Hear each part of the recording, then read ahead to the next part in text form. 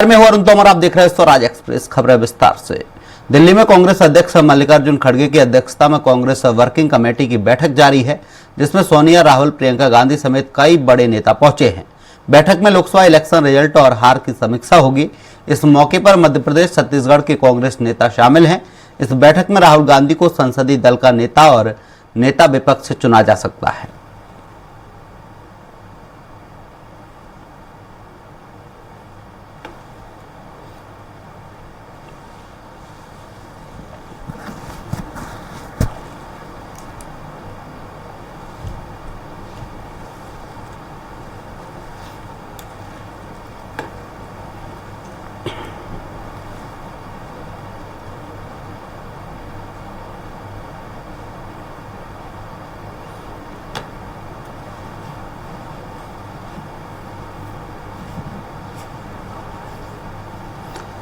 इस खबर पर ज्यादा जानकारी के लिए सहयोगी संवाददाता दिलीप साहू हमारे साथ लाइव जुड़ गए हैं। दिलीप, दिल्ली में कांग्रेस संसदीय दल की बैठक चल रही है, क्या कुछ अपडेट है?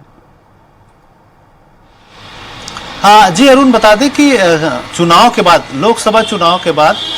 कांग्रेस कार्य समिति की यह पहली बैठक है और इसमें मुख्य रूप से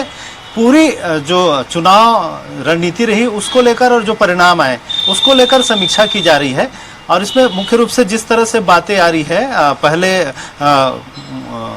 कांग्रेस अध्यक्ष मल्लिकार्जुन खड़गे ने सभी को धन्यवाद देते हुए उन तमाम पहलुओं को रखा, उन बिंदुओं का जिसके आधार पर वे इस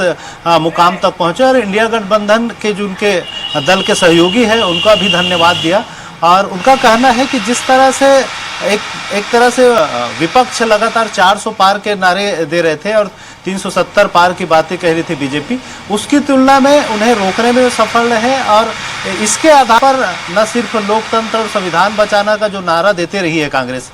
उसको फलीभूत करने में वो सफल हुए हैं। और उनका कहना है कि अब भी कांग्रेस और उनकी जो सहयोगी दल आने वाले समय में जिस तरह से जिन राज्यों में चुनाव होना है, खास करके हरियाणा, महाराष्ट्र जैसे राज्यों में चुनाव होना है, वहां पर भी दमदारी के साथ चुनाव में उपस्थिति दिखाएंगे, क्योंकि उनका साफ तौर पर कहना है कि जनता अब कांग्रेस पर भरोसा कर रही है। मणिपुर से जिस तरह से कांग्रेस की जो न्याय यात्रा है, दूसरी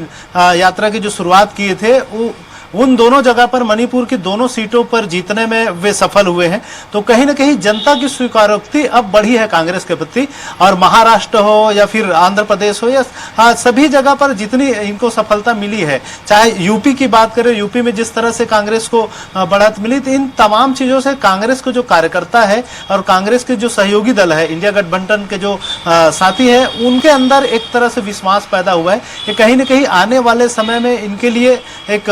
और उत्साहवर्धक रहेगा। और पूरी दमदारी के साथ जिस तरह से जनता ने उन्हें चुना है, उन तमाम मुद्दों को संसद और संसद के बाहर सभी जगह पर अब रखेंगे और लड़ेंगे, इस तरह की बातें उन्होंने कही है। और साथ ही साथ क्योंकि इस बैठक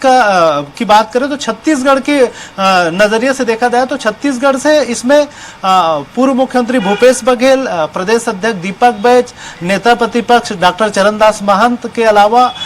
पूर्व गृह मंत्री ताम्रध्वज साहू और महिला कांग्रेस के अध्यक्ष फूले देवी नेताम इस बैठक में शामिल है। और सीधे तौर पे छत्तीसगढ़ की भी जो चुनाव है उसकी भी समीक्षा होगी, अलग से अलग अलग राज्यों की जब समीक्षा शुरू होगी। अभी बैठक जारी है, बैठक में मूल रूप से राष्ट्रीय स्तर के मुद्दों पर चर्चा हुई है। अब राज्य स्तर पर जो चर्चा होगी उसमें छत्तीसगढ़ की जब जिक्र होगा, क्योंकि छत्तीसगढ़ में 11 सीट है और ये बातें कही जा रही थी कि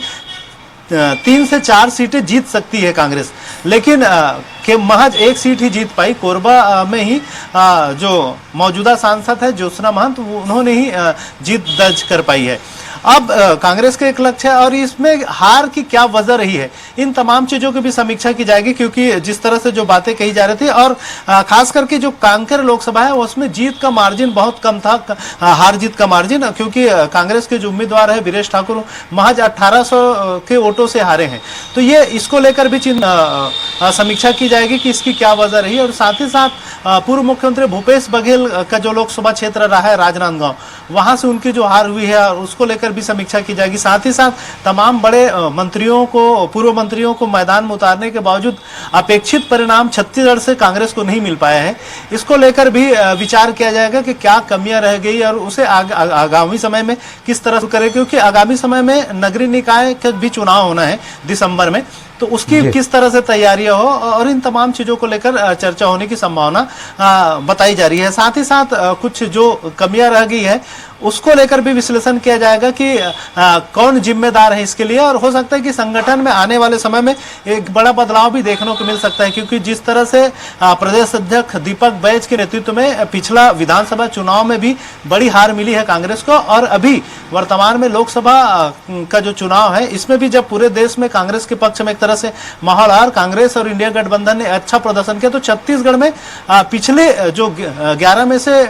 2 सीट मिले थे, इस बार महज एक ही सीट मिल पाई। तो कुल मिलाकर ये क्या वजह रही, इन तमाम चीजों को भी एक पड़ताल होगी और इनकी समीक्षा की जाएगी। जी दिलीप, जिस तरीके से छत्तीसगढ़ में रिजल्ट आने की उम्मीद कांग्रेस को थी वो नहीं आ पाए हैं, क्या कांग्रेस संगठन छत्तीसगढ़ में कुछ बदलाव कर सकता है? जी बिल्कुल अरुण, वही मैं बोल रहा था कि जिस तरह से जो क्योंकि विधानसभा चुनाव के पहले ही इसमें बदलाव किए गए थे। प्रदेश अध्यक्ष पहले मोहन मरकाम थे, उन्हें